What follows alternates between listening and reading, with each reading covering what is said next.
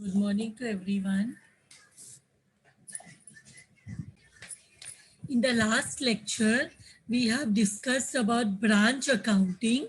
We have discussed the two methods which are there in branch account, that is dator method and stock and dator method. As I had told you, today we will discuss the pro forma of branch account.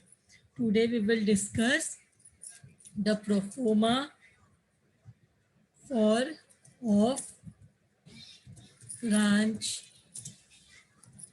account.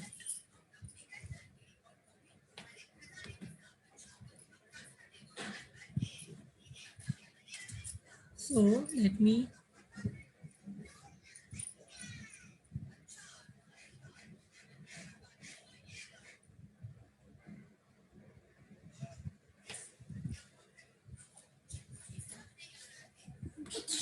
show here. Let me prepare the format. Particulars,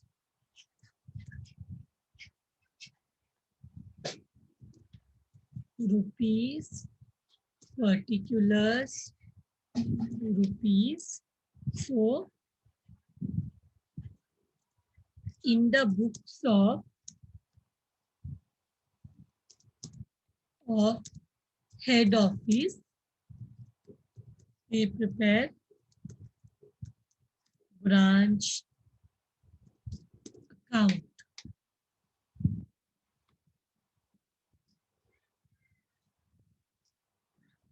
So let us start with the format.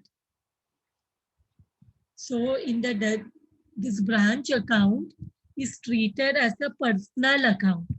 This branch account is treated as a personal account, and as we had discussed that this system, data system is adopted in branches which are of smaller size, and in the books head office opens a separate account for each branch called as branch account for finding out the in profit or loss of a particular branch.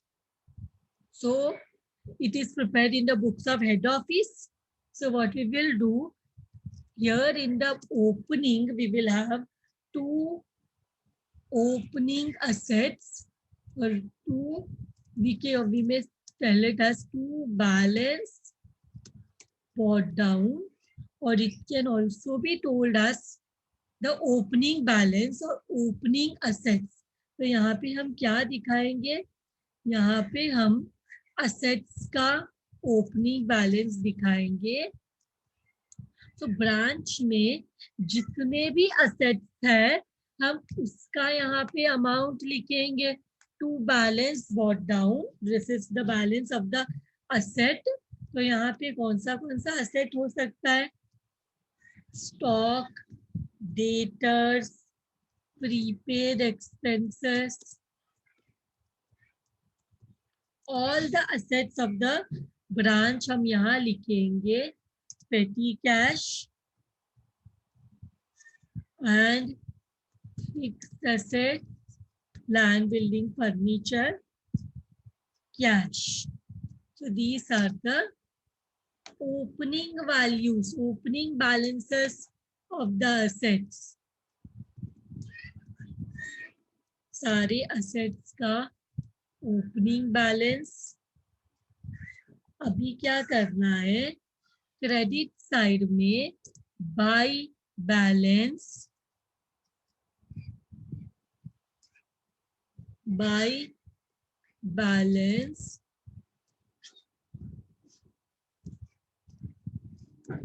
Bot down. तो ये किसका है opening balance? Liabilities का.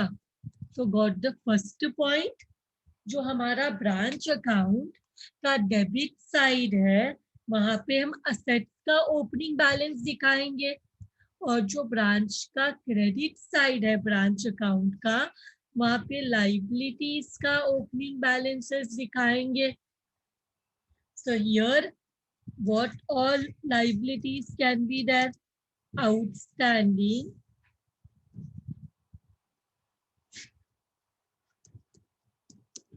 expenses,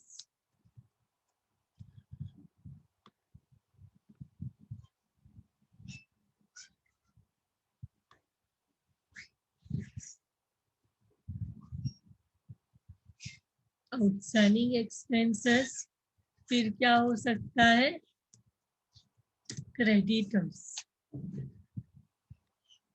so these are can be the liabilities. और उसका opening balance. अब हम लोग समझते हैं कि ये ब्रांच अकाउंट पर्सनल अकाउंट है, तो इसको कुछ भी जो भी कुछ और इसको जो भी कुछ मिलेगा, जैसे फॉर एग्जाम्पल बिजनेस करना है तो गुड्स चाहिए, तो वो गुड्स कहाँ से आएगा, that will be supplied by the head office. तो डेबिट द रिसीवर. जब ब्रांच को गुड्स मिलेगा तो डेबिट में आ जाएगा. To goods sent to branch account. To goods sent to branch.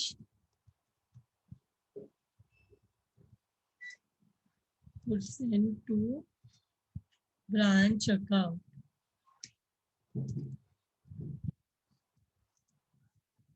What is this? This is the goods sent to branch account. मतलब ये purchases है for the branch. ये ब्रांच के लिए क्या है, परचेसेस है या रिसीट ऑफ गुड्स है. कौन सेंड कर रहा है, it is sent by the head office. So branch is the personal account. Debit the receiver. Branch को कुछ भी मिलता है तो वो डेबिट में आएगा. ब्रांच से कुछ भी बाहर जाता है तो वो क्रेडिट में आएगा. Debit the receiver, credit the giver. तो ब्रांच कुछ भी रिसीव करेगा तो it will be in the debit. तो ये क्या है, ये परचेसेस है जो ब्रांच ने किया है. To goods send to branch account, कहाँ से मिला, गुड्स हेड ऑफिस से. इसके बाद टू कैश बैंक अकाउंट. ये क्या है, these are the for expenses. जब भी ब्रांच एक्सपेंसेस के लिए पैसा देगा तो एक्सपेंसेस हमारे खर्चे के लिए जब ब्रांच को पैसा मिलेगा फ्रॉम द हेड ऑफिस, तो ये डेबिट द रिसीवर. ब्रांच को गुड्स के लिए गुड्स मिला, डेबिट द रिसीवर, डेबिट में आया. ब्रांच को खर्चे के लिए पैसा मिला, डेबिट द रिसीवर, डेबिट में आया. So head office will give money to the branch for expense. Head office will send goods to branch. The branch will receive it. Debit the receiver. जब branch को पैसा या goods कुछ भी मिलता है तो इट इज डेबिट. तो अभी इसके क्रेडिट साइड में क्या आ सकता है, लेट अस सी. तो यहाँ पे bye goods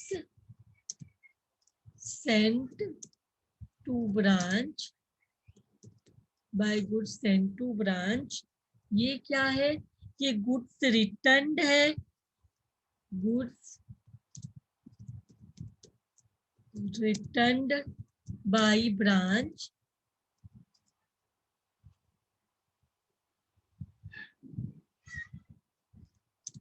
Returned by branch. 1 minute. Goods returned by branch or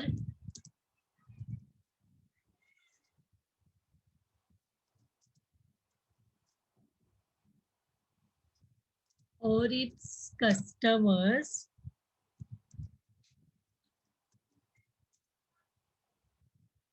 directly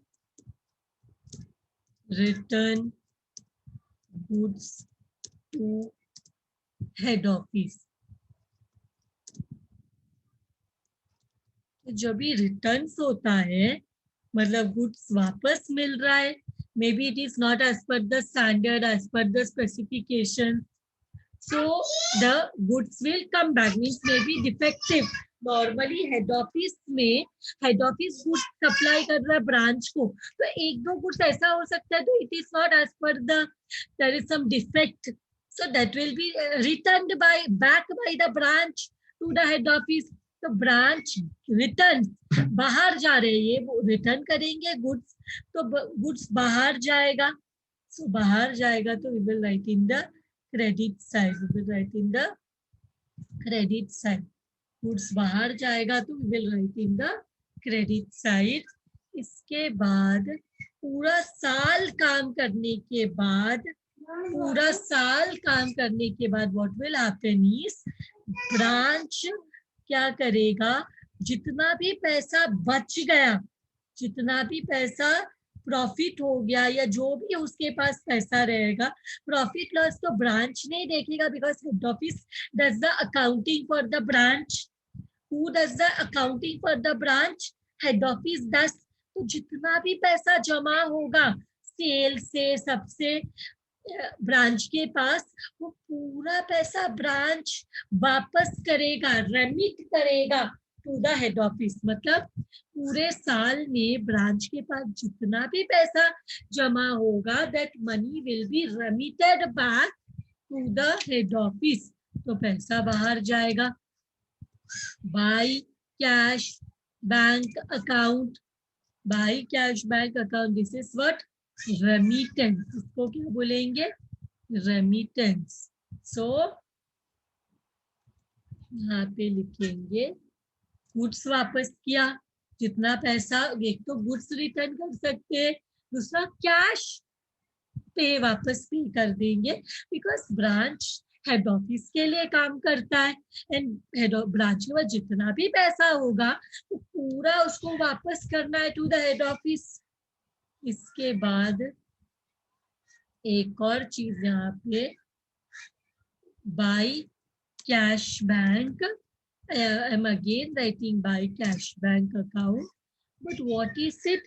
It is remitted by customer of branch to head office. अगर there are some debtor who is a customer of the branch और उसने क्या किया, directly जाके पे किया head office में, उसको ब्रांच में पे करना चाहिए था, but he the customer has remitted the money to the head office directly. So remitted by customer of branch to head office, customer of branch to head office, to head office. किसको customer ने किसको remit किया, किसको वापस किया, किसको पे किया, डायरेक्टली हेड ऑफिस को पे किया। तो हम लोग ने यहाँ पे लिखा। अब इसके बाद हमारा नेक्स्ट स्टेप क्या है, इसके बाद हमारा नेक्स्ट स्टेप है तो रिकॉर्ड द क्लोजिंग बैलेंसेस। ऊपर असेट का opening balance was in the debit side, तो अभी क्लोजिंग बैलेंस डेबिट का ऑपोजिट क्रेडिट साइड में रहेगा because closing balances are always in the opposite side. By balance carry down, by balance carry down, by balance 1 minute, by balance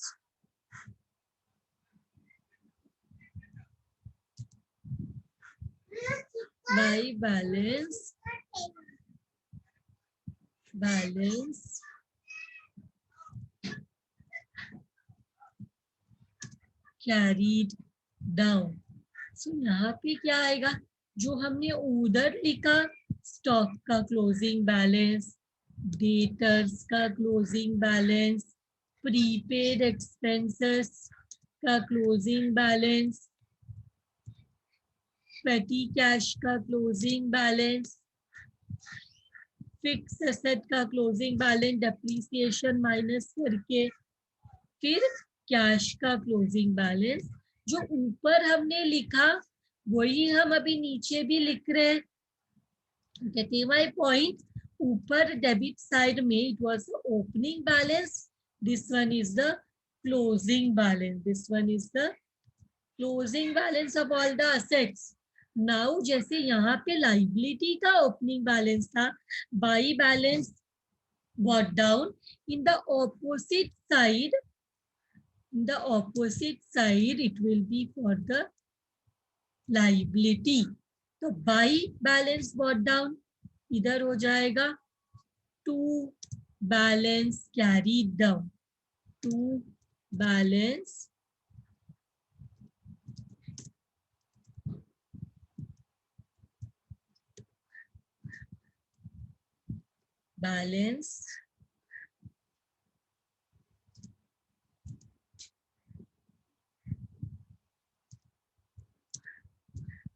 carried down. This is the closing balance of liabilities. Because this is the format I have shown here. क्या हो जाएगा ऊपर जो opening balance था, 1 minute,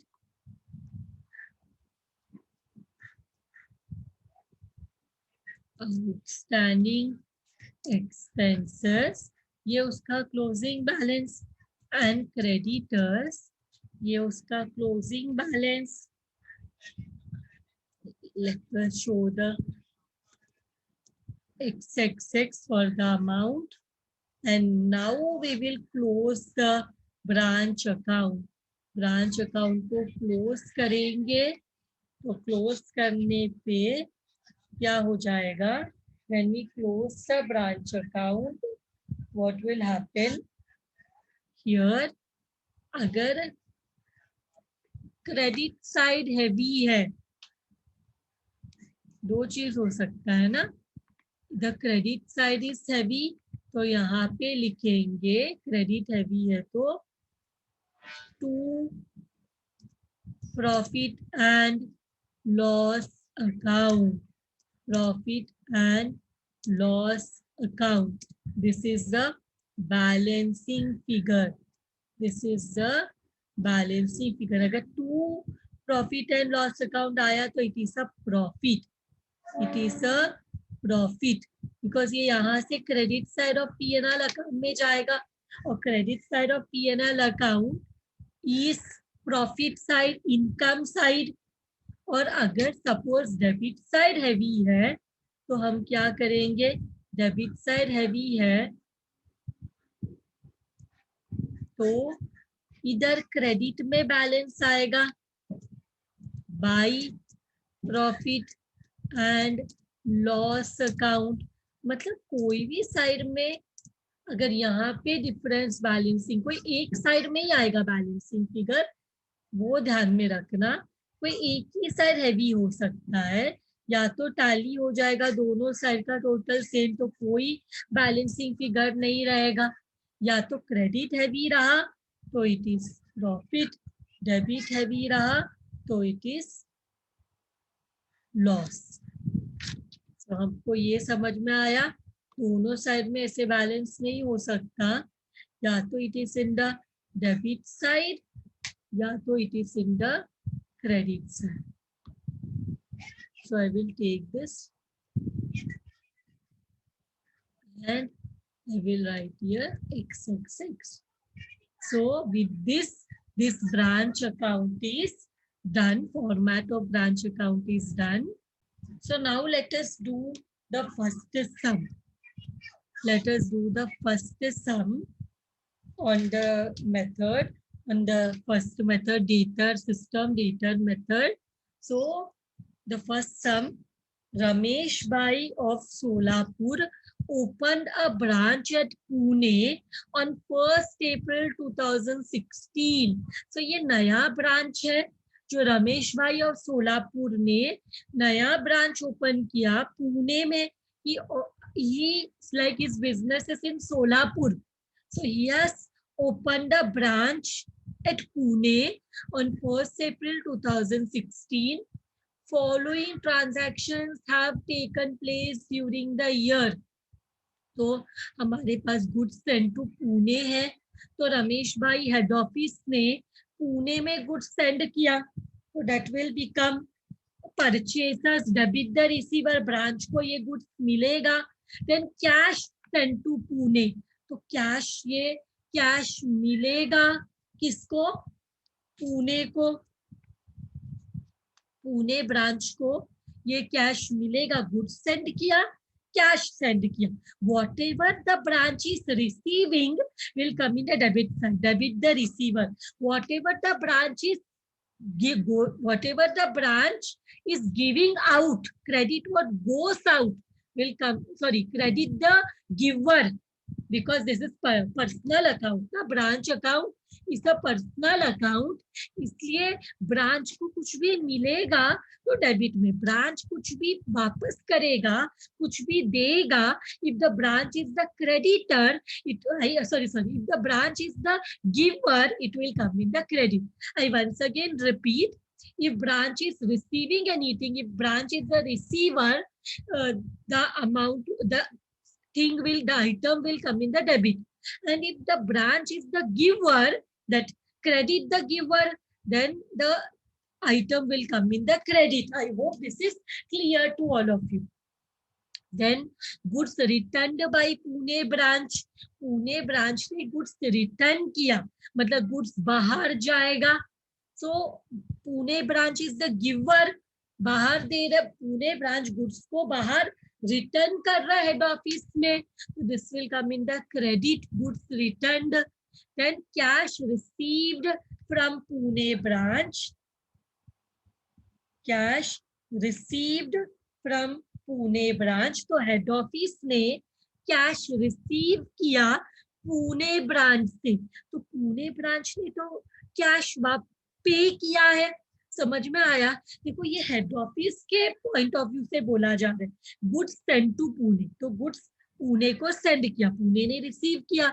फिर cash send to Pune, head office ने cash send किया Pune branch को, तो पुणे ब्रांच ने रिसीव किया, रिसीव करेगा तो डेबिट. फिर पुणे ब्रांच ने गुड्स रिटर्न किया, तो गुड्स बाहर जा रहे, credit. Cash received from Pune branch, head office ने पुणे ब्रांच से पैसा रिसीव किया, तो पुणे ब्रांच ने तो गिवर है ना, Pune branch is giving the money to head office, so this will come in the credit. This is remittances by Pune branch, मतलब पूरा साल पुणे ब्रांच काम करेगा एंड उसके बाद जितना भी कैश जमा होगा that Pune branch will remit to the head office, pay back to the head office. Rent paid by head office, expenses pay किया, rent is a expense, head office ने पे किया, और हेड ऑफिस कुछ भी पे करेगा ब्रांच के लिए तो ब्रांच ने रिसीव किया, it will come in the debit. And then we have expenses paid by branch, जो भी एक्सपेंसेस ब्रांच पे करेगा, जो भी एक्सपेंसेस ब्रांच पे करेगा that will not come here, वो पूरा पैसा माइनस करके ही ये 58,000 ब्रांच ने वापस किया हेड ऑफिस को. मतलब ब्रांच जो भी खर्चा करेगा दैट ऑटोमेटिकली ब्रांच माइनस करके ही बचा हुआ पैसा हेड ऑफिस को देगा. तो अगर हेड ऑफिस ने ब्रांच के बिहाफ में कुछ खर्चा किया तो दैट वी विल शो, लेकिन ये जो एक्सपेंसेस ब्रांच ने पे किया है that will not come in the branch account. And branch ने जो डिस्काउंट दिया है that also will not come. Discount क्यों दिया रहेगा? ताकि पैसे मिले, that will also not come. तो ये दो चीज जो है ये हमारे अकाउंट में, ब्रांच अकाउंट में किधर भी नहीं आएगा, ये हमारे ब्रांच अकाउंट में किधर भी नहीं आएगा. इसके बाद we have credit sale, credit sale and cash sale. अगर ये पूरा का पूरा हेड ऑफिस को ही वापस किया है तो ये अलग से हमें नहीं चाहिए, क्योंकि ये 68,000 और 8,000 ये दोनों को ऐड करके खर्चा माइनस करके, जो ब्रांच ने कितना क्रेडिट में सेल किया 68,000, ब्रांच ने कितना कैश में सेल किया 8,000, इसके बाद ब्रांच ने जो खर्चा पे किया ये सब चीज को एडजस्ट करके ही ये इतना पैसा 58,000 ब्रांच ने हेड ऑफिस को सेंड किया, हेड ऑफिस ने रिसीव किया, तो ये सबको हम इग्नोर करेंगे क्योंकि ये हमारे लिए यहाँ पे ब्रांच अकाउंट में नहीं आएगा। तो इसके बाद ये सब क्या है, स्टॉक ऑन ईयर एंड, ये क्लोजिंग बैलेंस ऑफ असेट में आएगा। डेटर ऑन ईयर एंड 31 मार्च 2017 का डेटर, ये भी क्लोजिंग बैलेंस ऑफ असेट में आएगा। कैश ऑन 31/3/2017, ये भी क्लोजिंग बैलेंस ऑफ असेट में आएगा। तो ये सब आएगा। हमें क्या करना है, हमें branch account in the books of head office prepare करना है। So in the books of Ramesh bhai, in the books of Ramesh bhai, इसके बुक में Ramesh bhai of Solapur, this is the name of the head office, this is the name, sorry 1 minute, spelling is wrong here. So this is the name, and इसके बाद कौन सा account prepare करना है, branch account, which is the name of the branch, Pune branch account. So I will write Pune branch account, and this is for, सिर्फ इतना लिखेंगे तो भी ठीक है, फॉर ईयर एंडेड 31 मार्च 2017, सिर्फ पुणे ब्रांच अकाउंट लिखेंगे तो भी it is fine. Now what we will do, we will prepare the branch account. ये सम सॉल्व करना है, तो व्हाट वी वांट 4 कॉलम्स, तो अकॉर्डिंगली हम इसको एडजस्ट करेंगे.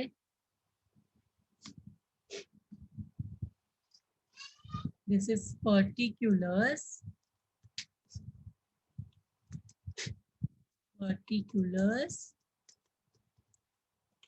रुपीज. तो सबसे पहले टू बैलेंस बॉट डाउन, हम असेट का ओपनिंग बैलेंस लिखते हैं, बट ये नील है. Can anyone tell me why there is no opening balance of asset? यहाँ पे हमें क्लोजिंग बैलेंस ऑफ असेट तो दिया है, stock, debtor and cash, but why there is no opening balance of asset? Opening balance of asset क्यों नहीं है? Opening balance of assets क्यों नहीं है? The reason is because this is a new branch, ये नया ब्रांच है. तो ओपनिंग बैलेंस ऑफ असेट मतलब क्या, लास्ट ईयर का closing balance of asset will be the current year opening balance of asset. Last year जब ये branch ही नहीं था, तो यहाँ पे कैसे ओपनिंग बैलेंस ऑफ असेट आएगा? नील. तो यहाँ पे कोई लाइबिलिटी का बैलेंस भी नहीं होना चाहिए. बाय बैलेंस बॉट डाउन, तो ये भी नहीं रहेगा, लाइबिलिटीज भी नहीं रहेगा. यहाँ पे लाइबिलिटीज का तो क्लोजिंग बैलेंस भी नहीं दिया है, क्योंकि हम पहला सम है तो फॉर्मेट अच्छे से फॉलो करना चाहिए ना, इसलिए मैंने ये भी दिया है. जो नहीं है वो भी नील बोल के दिखा दिया. अभी हमें क्या चाहिए, अभी हमें चाहिए goods sent to Pune, goods sent to branch 60,000, तो वो लिखेंगे यहाँ पे goods sent to branch, sent to Pune branch कितना है, 60,000 है. उसके बाद कैश भी पुणे ब्रांच को सेंड किया है ना हेड ऑफिस ने, कैश सेंट टू पुणे, तो यहाँ पे लिखेंगे टू कैश बैंक 5,000, कैश मिला ना 5,000. फिर इसके बाद goods returned by branch 6,000, goods return किया तो ये साइड में आएगा, गुड्स बाहर जा रहे, did the giver by goods sent to branch, लेकिन ये मैंने यहाँ दूसरे साइड में लिखा और ब्रैकेट में लिखा ये रिटर्न्स है 6,000. This is returns. I have written 6,000 returned to branch या by branch letters, right? Returned. इसे सेम भी लिख सकते हैं, वो ऑटोमेटिकली हमने ब्रैकेट में लिखा है ना रिटर्न्स, उससे भी समझ में आता है. And from the side where it is shown, उससे भी समझ में आता है. भाई गुड्स सेंड टू ब्रांच ही लिखेंगे, बट क्रेडिट साइड में दिखाए तो ऑटोमेटिकली समझ में आता है कि नेगेटिव परचेज है, मतलब ये जो परचेज किया था उसको वापस कर दिया, रिटर्न. ऑपोजिट साइड में लिखा है, इससे ऑटोमेटिकली समझ में आता है इट इज रिटर्न्स. इसके बाद व्हाट वी हैव, इसके बाद cash received from Pune branch, तो इधर लिखेंगे bye cash bank, Pune branch ने ये वापस किया, इसको रेमिटेंस बोल सकते हैं, रेमिटेंस. हेड ऑफिस को पैसा वापस किया 58,000. फिर इसके बाद रेंट पे किया हेड ऑफिस ने. हेड ऑफिस ब्रांच के बदले में कुछ भी पे करेगा तो वो दिखाना ही पड़ेगा हमें कितना पैसा पे किया. खर्चे के लिए पे किया, किसके लिए पे किया, ब्रैकेट में लेटर शो रेंट, रेंट के लिए 3,000 पे किया. इसके बाद ये expenses, discount, credit sale, cash cell कुछ भी नहीं आने वाला है, तो क्या आएगा बाय ये क्लोजिंग बैलेंस. ओपनिंग बैलेंस लिख लिया, अभी closing balance by balance carry down. हमारे पास स्टॉक है, हमारे पास डेटर्स है, हमारे पास कैश. अब ये सबका बैलेंस लिखेंगे, कितना बैलेंस है 6,000, 5,000 एंड 1,000. अभी क्या करेंगे, यहाँ पे टू, क्योंकि पहला सम है ना, balance carried down, that is liabilities का ना ओपनिंग बैलेंस है ना क्लोजिंग बैलेंस है, तो ये भी नील है. नहीं लिखते तो भी चल जाता था. अब इसको बंद करेंगे. देखो कौन सा साइड हैवी है, I can see that the credit side is heavy. 58 plus 6 is 64 plus 6 70, 75, 76,000. Credit side is heavy 76,000. तो कितना बैलेंसिंग फिगर आ रहा है, वो बैलेंसिंग फिगर को हम बोलेंगे to profit and loss account. This is the balancing figure. How much is the amount? Minus करो, is coming to 8,000. So this 8,000 is the balancing figure. This is the profit. ये P&L account के credit side में opposite effect रहेगा. तो with this sum is done. This sum is done. Thank you very much everyone.